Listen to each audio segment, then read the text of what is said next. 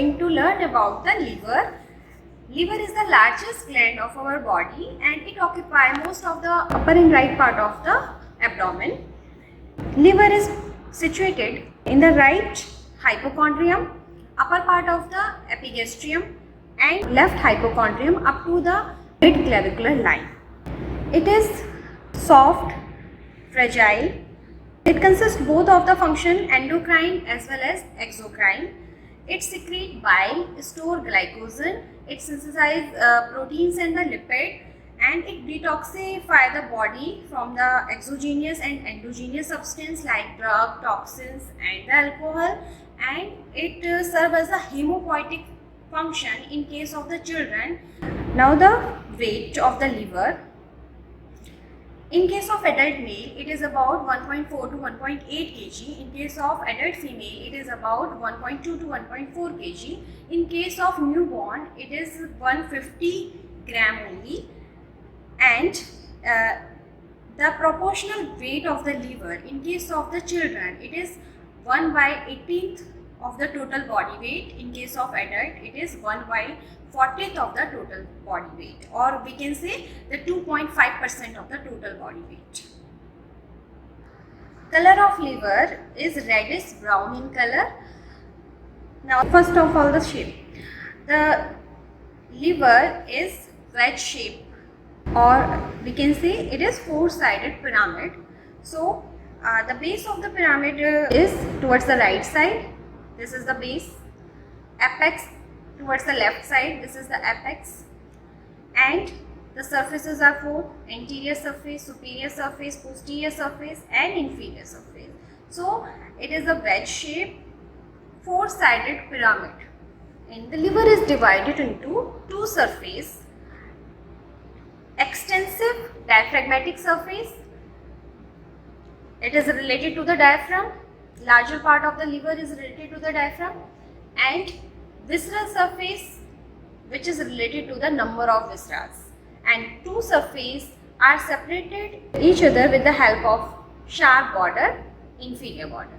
So there is two surface, diaphragmatic surface and the visceral surface, and a sharp border, inferior border. Now the diaphragmatic surface, as we know, it is extensive.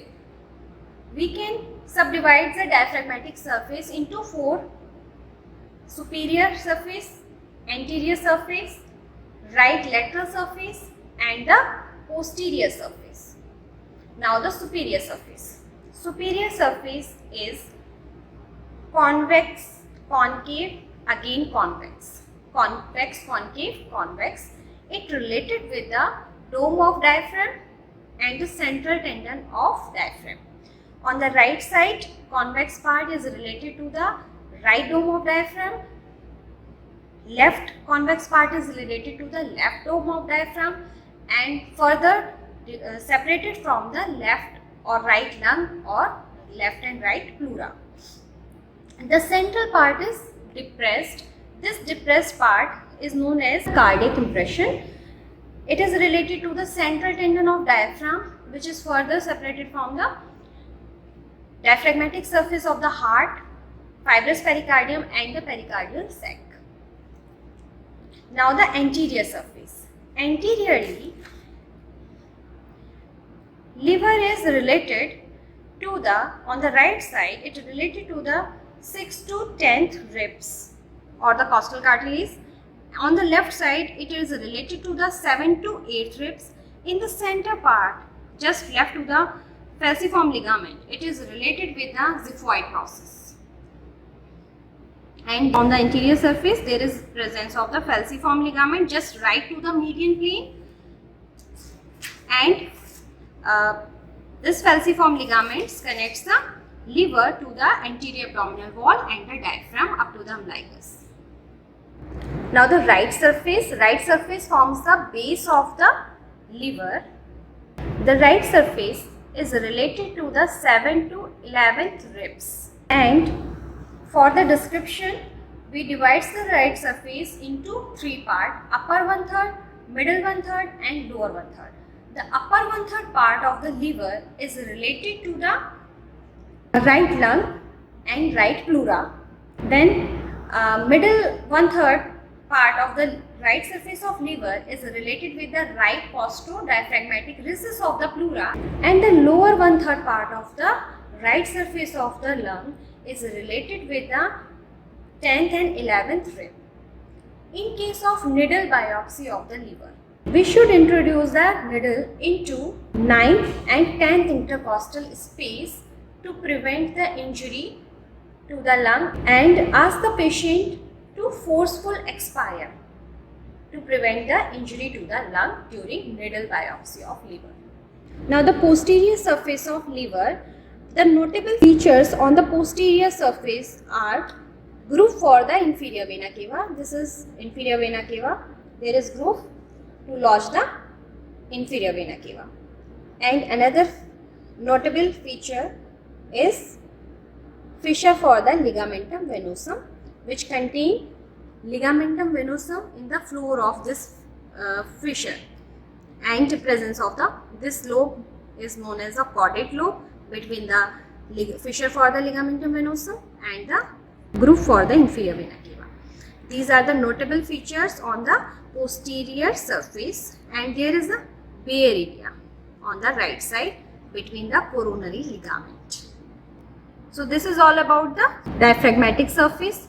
Now the visceral surface. This is the visceral surface or the inferior surface. When we place the liver in the anatomical position, the visceral surface is directed downward, backward and towards the left, and it is related with the number of viscera. That's why this inferior surface is known as the visceral surface.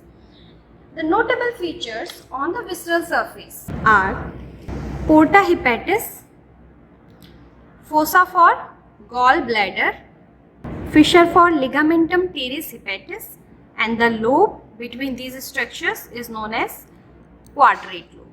These are the notable features on the inferior surface. Porta hepatis. Porta hepatis is a gateway of liver. Some structure enter into the liver like hepatic artery, portal vein, nerves, and some structures leaves the liver through this porta hepatis like bile duct and lymphatics. So it is the gateway of liver. The margins of the porta hepatis provide attachment to the horizontal limb of lesser omentum, and structures in the porta hepatis are portal vein, hepatic artery and bile duct from posterior to anterior. VAD,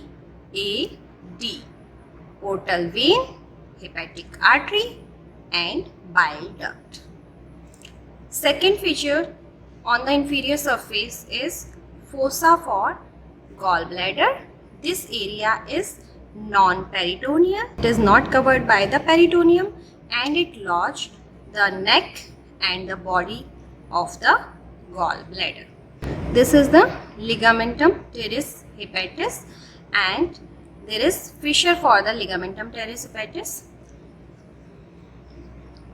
You can see the fissure for the ligamentum teres hepatis here, and between the fissure of ligamentum teres hepatis and fossa for gallbladder, this lobe is known as quadrate lobe. Now the relations on the inferior surface of the liver. It starts from the upper left part of the posterior surface. Here you can see the impression of esophagus. Then this orange color denotes the impression of the stomach. This is the impression of the fundus of stomach, body of stomach, and this is the pyloric part of the stomach. Right to the fossa for gallbladder. This area, the green color, denotes the impression of duodenum or superior duodenal flexure. Then this area denotes the impression of suprarenal gland. Then below to the suprarenal gland, the impression of right kidney, and the pink color denotes the impression of the colic flexure of transverse colon. So from left to the right, esophageal impression, gastric impression, duodenal impression, colic impression, suprarenal impression, and the renal impression. And we can learn these impression by the mnemonic, "Oh God, please save doctors rightly from corona." O for esophagus, G for gastric, P for pylorus, S for suprarenal gland, T for duodenum, R for renal impression, and C for colic impression. Liver has got a single border known as inferior border. It is sharp, and this inferior border separates the diaphragmatic surface from the visceral surface or the inferior surface. It extends from the right side and ascend towards the left side. On the right side, it is rounded here. It separates the visceral surface from the right lateral surface. Then it extends upward towards the left side. In the median plane, just right to the median plane, there is a notch. Notch is known as a notch for the ligamentum teres hepatis, or also known as the interlobular notch. 5 cm right to the notch for the ligamentum teres hepatis, another notch is present. This notch is known as cystic notch. It lost the fundus of gallbladder.